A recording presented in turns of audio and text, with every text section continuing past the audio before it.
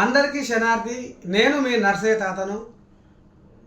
ఒక సామాన్య గొర్రెల కాపరిగా నా కట్టు బొట్టు ఈ సాంప్రదాయాన్ని ఒక తెలంగాణ కళాకారుడిగా బతికించుకుంటూ నేను ప్రజల ప్రాణాలను కాపాడే ఒక పాటగాడిగా మీ ముందుకు వస్తూ ఇవాళ ఒక జర్నలిస్టుగా ప్రజల సమస్యల కోసం పోరాడుతూ సమాజ సేవలో నేను కూడా జనాలకు అండదండగా ఉంటున్నా. ఇదంతా మీ అందరికీ ఇరికి.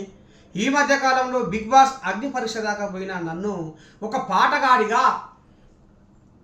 ఒక రైతు పాట, ఒక తెలుగు భాష పాట గొప్పతనాన్ని పాడి వినిపించి అక్కడ అంటే ఈ పాటతోటి గుంటూరు జిల్లా వేమూరు మండలం చెంచయ్య అనే ఒక మనిషి బతికిండు అని చెప్పడమే,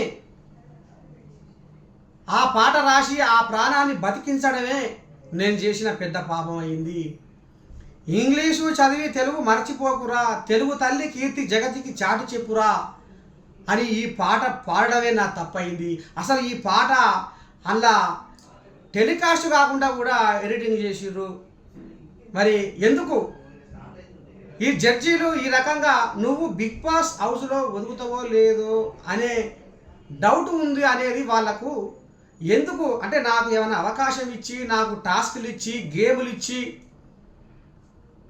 నీలో ఇంకా ఏమేం ప్రతిభ ఉన్నదని వెలికి తీయకుండా అడగకుండా ఏది ఇది చేయకుండా మీరు ఎట్లా నన్ను రిజెక్ట్ చేస్తారు?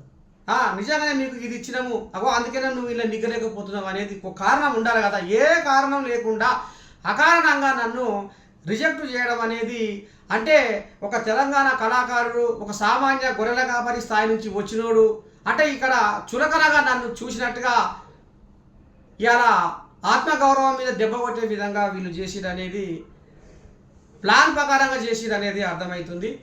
మరి అక్కడ నాగార్జున గారు ఉంటే నిజంగా ఆయన ఆలోచన చేసేవాడేమో అనిపించింది.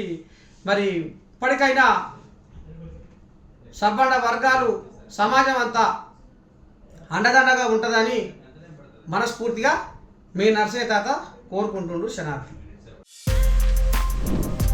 For more videos like this, subscribe Big TV channel.